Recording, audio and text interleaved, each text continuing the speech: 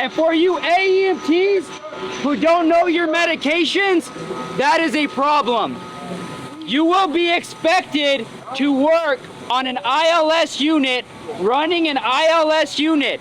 If you do not know your dosages, you can kill someone.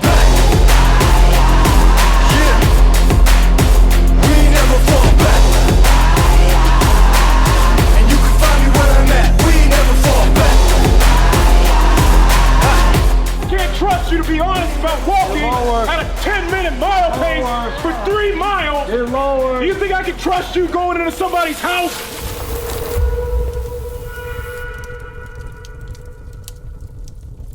All right, so our number one goal today is nobody gets hurt.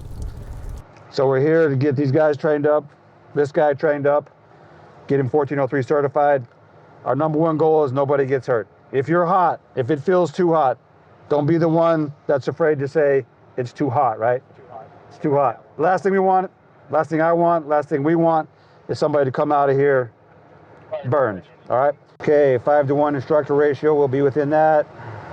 No non-class A materials, we're good. All right, let's take a quick walkthrough. You on my mind a lot, don't need no time watch. I don't know how I got you in my pocket spot. Yeah, that's babe, need you every day. You like my oxygen, make it seem like the bartender. Got my heart, no barging in. From the pool to the floor to the couch. Might wake the neighbors up. Break you in and break you out.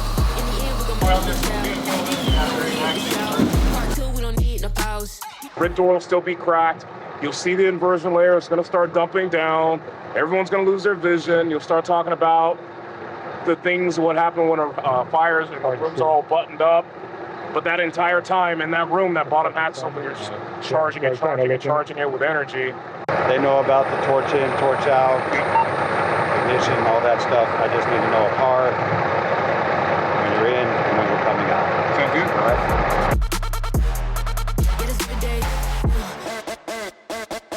Got my heart, no bed.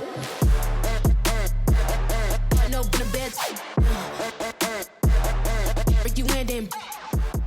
We got some new cadre member that are joining our crew for this next academy. So we're getting them kind of trained up on our new burns and our burn box. We just finished up doing our upstairs burns, which is where we do all of our fire control scenarios. So we just went over that. Now we're gonna shift over to downstairs where we actually do our fire attack scenarios, where when the recruits come, they're force entering the back door, they'll come inside and they'll see live fire conditions rolling over their head. We'll talk about it a little bit, they'll put it out, just practice kind of interior attack stuff. It's coming in. You're going to want to have this part closed first, all right? So what you can do is the same concept as upstairs. You can have both these these closed, fill this, charge this with energy, open this bottom one, and just let cold smoke fill it. So when they force that door, make entry on there, it's smoke down, but it's not heated smoke, it's cold smoke. They're going through whatever the setup with the partitions are. They make entry here, and when they get in here, that should already be rolling over. Okay. But as long as, so all you're doing is just create a flow path, right? So where do you want the fire to go? Do you want the fire to go that way? Do you want the fire to go up and out, right? So originally we want it to go here so we can catch this particle board and it'll start giving that rollover flash over by the time they come in here. So we're already set there. Cool. So, and then they can do their wall, ceiling, wall. We need a New York hook for this door. They'll do their wall, ceiling, wall. You're talking about the same thing for the guys in here. The stages of fire development, your time temperature, the time temperature curve, your heat release rate, your vent limited versus fuel limited fires. The same thing we were talking about upstairs. You do the same thing for the guys in here. Whoever is running the fire attack guys, they come in. Cool, you got smoke, talk about wall, ceiling, wall, clamp crawl, hose manipulations, pinch points, all that crap. Then they come in here. They should be seeing rollover at that point. Wall, ceiling, wall. Just watch out for whoever's here because he's going to be in the direct line side and you're going to get shot in the face with water. Cool. And then wall, ceiling, wall. Let them basically choke it down a bit. Advance up. Wall, ceiling, wall. Let it build out and then put the fire out. That's it. This is more fire attack, nozzle manipulation, hose manipulation, pinch points. More than fire behavior. Upstairs is going to be fire behavior. Cool. Fire behavior was good. Fire attack room was good. You feeling good about the 1403 briefing and that whole process? Because we'll have to go through that every single time we do this. All right, we got to make sure we're all on the same page and everyone clearly understands what's going on, so no one gets pinched. Yeah. All right. Well, 1 o'clock. I'll see you guys. Sounds good, boss. 1 o'clock. A lot of good stuff, and I shared this with you guys the other day, but again, this school is kind of cool because it contains the 100th recruit upon graduation that we've hired in the last 4 years. So that's a tremendous amount of people in our organization. All of you have had a hand in a lot of them. So I asked you on Monday to kind of give some thought to what your goals and expectations are for this rookie school and what you hope to instill. So I'm going to start with you, Cap, and just kind of share with the group and share with us why you're here and what some of the reasons are and what some of the expectations you have for these recruits coming out of school. Good morning. So I'm here teaching this academy because my passion is to teach. I've already got a chance to talk with all the other cadre members about my expectations for them. But my passion is teaching, and that's what I've done for 18 years, is teaching both in Nevada and California and Texas as well. And I got a chance to really shape the future of this department with heading up the Explorer program, and I've seen the Explorers progress from Explorer to Cadet to Recruit to where they are now, to some of them being cadre, 2 of them being cadre members right now. So to see that progression is something that I want to be able to step into in a leadership role as a captain. I've done it as a firefighter paramedic, but now taking that additional role as a captain and being able to basically steer the ship and control and keep traditions, and have them meet my standards. And for me, obviously physical fitness is going to be important, but it's about showing progression for me. So I used to be an explorer here with North Las Vegas back in the day, and just seeing the progression of starting at Explorer and work myself up to where I'm at now. Just seeing the progression and watching the recruits that come in, their weaknesses turn those into a strength. I've also been able to teach outside, teaching EMT, and learning that my passion is to teach. One of the biggest goals that I want to achieve out of this academy is to instill in these recruits crew cohesion. I've seen on the floor plenty of times that crew cohesion kind of leaves the window, and I think it's extremely important throughout our 30-year career that we continue to instill that in each individual, uphold those traditions, work out with each other when we can, eat with each other, study with each other, and essentially grow with each other, take each other's weaknesses and build on that.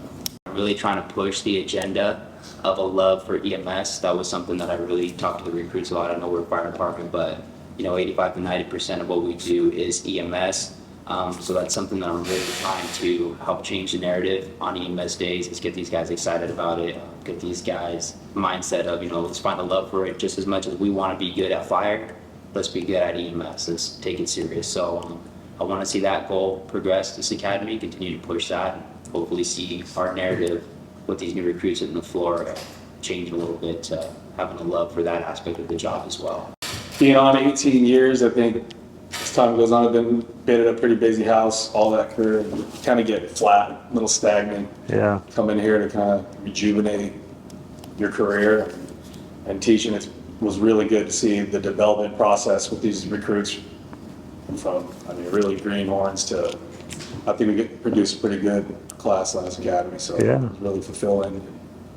Kind of just continue with that process, happy with the way it went last time. Yeah. What we have going on here today is pretty cool stuff. We've got the cadre for 2023-2 out here training, going through the confidence course. We don't expect our new recruits to do anything that our cadre isn't willing to do. So confidence course, it tests you on several fronts, emotionally, physically. It's not an easy course, but they need to go through it just like everybody else. So over here on our training grounds, we've got a 3-story confidence course. So Captain Stevens, he just made his way through floor 1, where he had to go through a series of obstacles, making his way over here. Once he gets to the end of floor 1, he goes up through a hole here, and he comes up and he's gonna traverse second floor where there's a new series of obstacles all the way down to the end, or he'll reach our third floor, go up one more floor, which has our hardest obstacles in there, a couple tubes, a couple things you gotta crawl over, where he'll finally finish on a downward slide, come through here. We got some wires in there where you gotta practice getting through some entanglement before finally he drops back down another floor and comes out the end for the finish. Good, Cap. Just a wide body. That's right. Take all of the safety with our evolutions very seriously, including this confidence course. There has been a couple incidents in the United States where we've had a fatality in these confidence course. So we take some very serious precautions when our recruits and even our own personnel are going through there. We actually build them up where they start with lower PPE, finally building up to full PPE with their mask on and blacked out, but we give them a process before they go through there. We also want to continually monitor them and walk with them as they're going through here. As you can see, we have a series of hatches that we can open up in case a recruit, our own personnel, gets kind of freaked out, or maybe their heart rate or their respiratory rate amps up. Another additional safety precaution that we have is on 2 sections of this confidence course, we have gear, forcible entry tools that are actually mounted to the walls. You can see that we have one here. In this confidence course is we do have a medical team on standby. So we actually have one of our rescue crews who are outside ready in case of emergency, or if we needed to transport our personnel, we could also do that. So someone who's as broad and as wide as Captain Stevens, you can see that he's got his air pack off, and for somebody of his size and his stature, it's almost necessary to get through some of the sections that we have on here just because of how tight it is. When you have childbearing hips like Captain Stevens, it's gonna be a lot harder for you to make it through this course.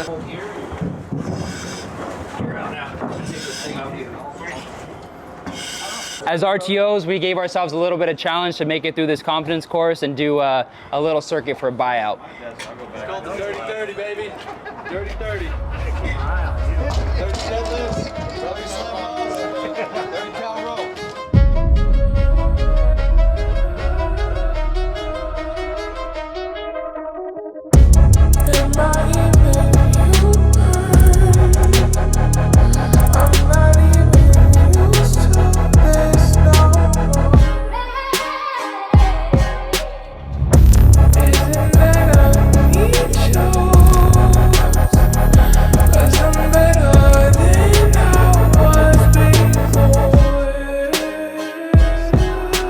I'm the class leader for this week. This is week 1. The date is August 14th, 2023, and it's our first day today. I think we're all feeling a little nervous, but I think we're all glad to be here, excited to be here. We've worked hard to get here, and looking forward to the next 20 weeks. So.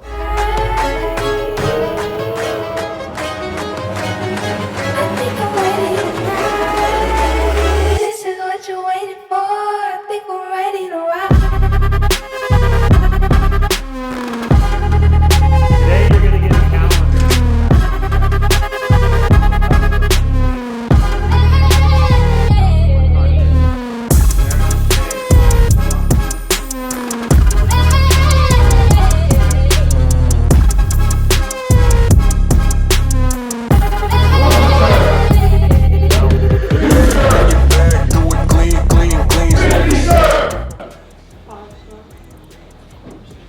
I heard one voice. How many demerits is it? 5, sir! You guys have been in this academy for 20 minutes. We've started for 25 minutes. And you guys have had ample opportunity. You deliberately went against what we told you to do, and we're doing it for your favor. And for those of you who failed the RTM and didn't read the RTM, you're signing something that is your Bible. Didn't I tell you it's your Bible? Yes, sir. We expect you guys to know that inside and out, because that's what's keeping you in this position. We are using the RTM for your failures and as your successes. But if you fail, that's what's going to drive you out. Do you understand that? We are following the RTM, so you should probably know it. Make sense? Yes, sir. Push up position. If your glasses fall, If your glasses fall, your glasses fall. It's your fault. We told you about it. And congratulations, Lee. Now you have everybody's eyes on you. Lee, why is your stance like that? Fix your arms. Down.